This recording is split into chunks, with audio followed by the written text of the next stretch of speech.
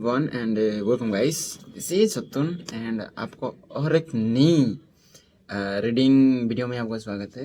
And पिछले video में हम जो बात किए थे श्लोका नंबर 10, 11 एंड 12 के बारे में। एंड थोड़ा मैं रिवाइज कर दूं उसकी। तो 10 में ये लिखा गया है कि जो आत्मा और शरीर का सत्ता की पृथक नहीं मानता और जो अपने क्रियाशील शरीर को अन्य के शरीर से भिन्न नहीं मानता और सभी में स्वयं का दर्शन करता हो, ऐसे महान आशय वाला ज्ञानी अपनी प्रशंसा और निंदा से कभी हर्षित और क्रोधित नहीं होता। ओके, ये था 10 नंबर श्लोक के। एंड 11 नंबर श्लोक ये बताता है कि जो मनुष्य किसी भी प्रकार के कौतूहल से विरक्त होता है, उसे यह समस्त विश्व माया रूपी लगता है। ऐसा धैर्यवान ज्ञानी पुरुष कदापि मृत्यु से भी नहीं डर सकता। ओके, जो धैर्यवान ज्ञानी पुरुष वो मृत्यु से नहीं डरता। जो मनुष्य कौतूहल और विरक्त होता है, वह समस्त विश्व को माया रूपी मानता है एंड वो मृत्यु से भयभीत होता है। ये था 11 नंबर श्लोक के बारे में। एंड 12 नंबर श्लोक ये बताती है कि जिस ज्ञानी की मानसिकता इतनी निष्पृह का मतलब होता है इच्छाहीन हो जाती है कि वह मोक्ष की कामना का विचार तक नहीं करता, मोक्ष की विचार भी नहीं आता उसको। ओके, इस प्रकार के आत्मा ज्ञानी को तुलना किसी से भी नहीं किया जा सकता।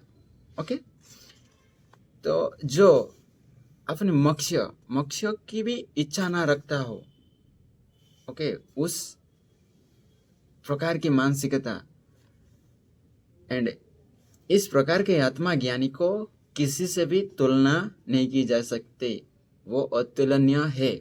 ओके, तो आज हम रीड करने वाले हैं श्लोका नंबर 13, 14 एंड 15 के बारे में। ओके, अगर 13 नंबर ये बताती है स्वभावात् एव जानन दृश्य मेतन्न किंचन इदं ग्राह्यमिदं त्यज्यम सकिं पश्यति धीरधीह।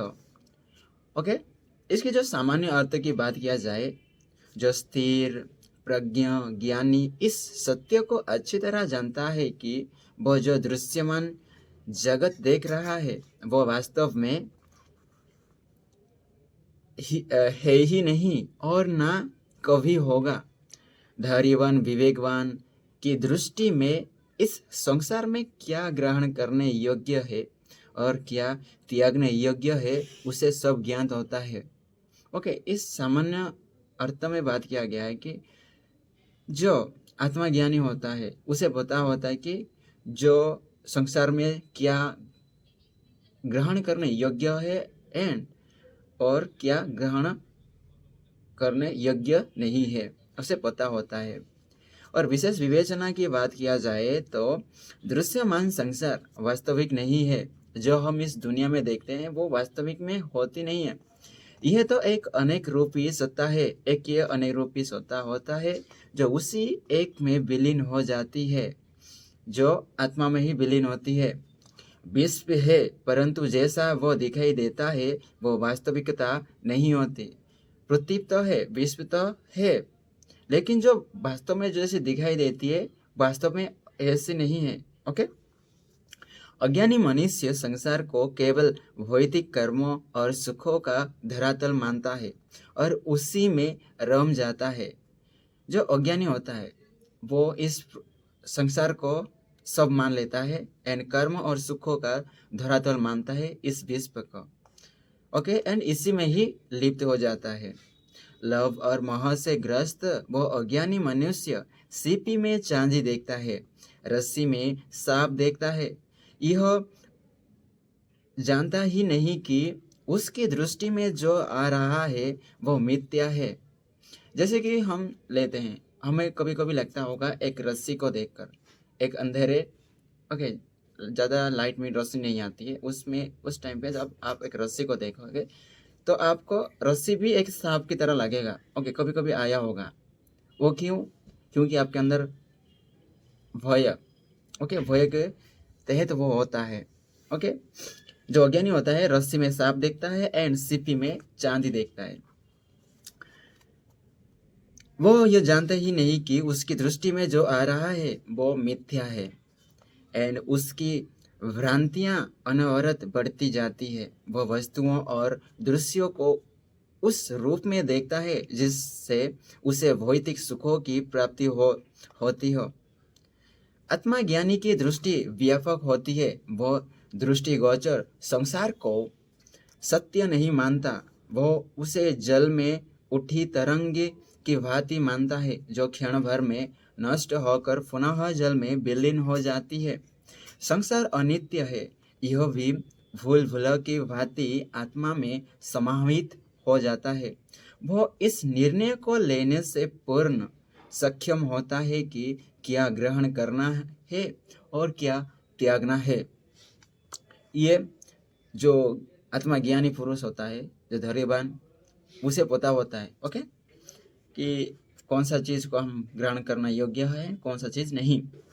अष्टावक्र कह रहे हैं कि यदि तू आत्मा ज्ञान को प्राप्त हुआ है तो तुझे दृश्यमान को महत्व देने की आवश्यकता ही नहीं है। इसी से तू ग्रहण और त्याज्य का निर्धारण करने में सफल होगा। ओके, ये था श्लोका नंबर 13 के बारे में। नेक्स्ट है श्लोका नंबर 14 के नंबर। ओके, तो श्लोक ये है, अंतस्त्य त्वकस कषायस्य निर्दन्दस्य निराशिषः यदृच्छ यगतः भगन दुःखाय न तुष्टय।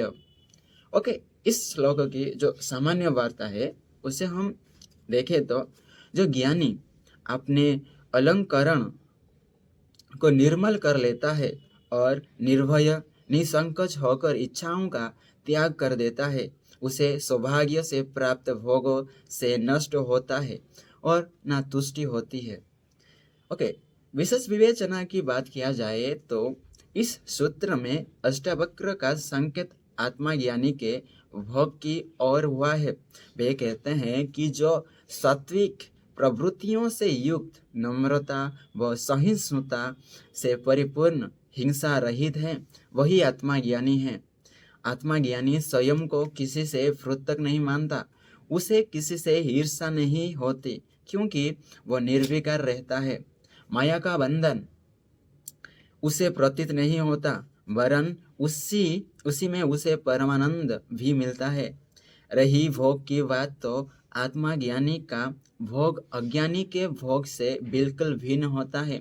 अज्ञानी भोग में ऐसा लिप्त होता है कि उसकी लिप्सा बढ़ती जाती है। जरा सुख और स्वाद मिला नहीं कि फिर उसे उन पर आसक्ति हो जाती है। आत्मा ज्ञानी भोगता है पर भोग के निमित्त नहीं भोगता। उसे भोग में रस की हो सकती है, रस की अनुभूति नहीं होती, और जिसे रस की अनुभूति नहीं होती उसे भोग में रुचि कैसे हो सकती है। वह तो भोग को दैवाज्ञा मानकर सिरधार्य करता है, मिले या ना मिले प्रयास नहीं करता। अष्टावक्र अपने शिष्यों को सचेत कर रहे हैं कि इस सूत्र को आत्मसात कर ले और अंतःकरण को निर्मल बना और निर्भय व आशा रहित हो जा। फिर दैव प्रदत्त भोगों को भोग, ना तुझे कष्ट होगा और ना तुष्टि। समस्त मानवीय विकारों पर विजय पाने में तू निश्चय ही सफल होगा। राजन, आत्मा ज्ञान हो जाने की पर्याप्त नहीं। जिस प्रकार परिश्रम से कमाए धन की रक्षा करने में सचेत होना पड़ता है, उसी प्रकार आत्मा ज्ञान होने पर माया के कुटिल बारों से भी सचेत रहना पड़ता है।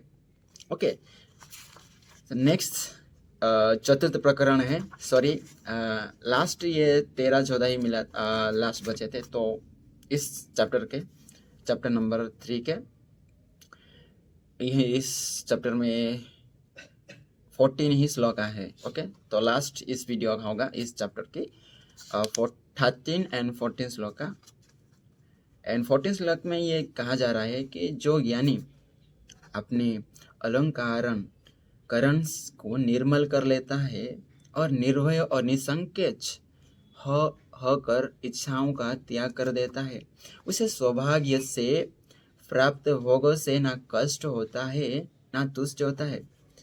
ओके, थोड़ा विशेष थोड़ा मैं कहूँ तो आत्मा ज्ञानी भोगता है पर भोग के निमित्त नहीं भोगता। जैसे अज्ञानी भोगते हैं उनके जैसे नहीं, वो भोगता है लेकिन उनके जैसे नहीं, जैसे कि निमित्त नहीं होता। भोग से रस की अनुभूति नहीं होती। जो ज्ञानी होते हैं वो भोग से रस की अनुभूति नहीं करते, नहीं होता। ओके, और उस भोग में रुचि कैसी हो सकती है? वो तो भोग का दैवाज्ञ मानकर विरोधार्य करता है कि जो भोग को दैवाज्ञ मानकर शरीरधार्य करता है, मिले या ना मिले वो प्रयास नहीं करता। ओके, ये था आज के लिए 2 श्लोक। एंड मिलते हैं नेक्स्ट वीडियो में और न्यू चैप्टर के साथ, दैट इज पुनः शिष्य अनुभाव 4th प्रकरण। ओके, तब तक के लिए बाय, मिलते हैं, टाटा।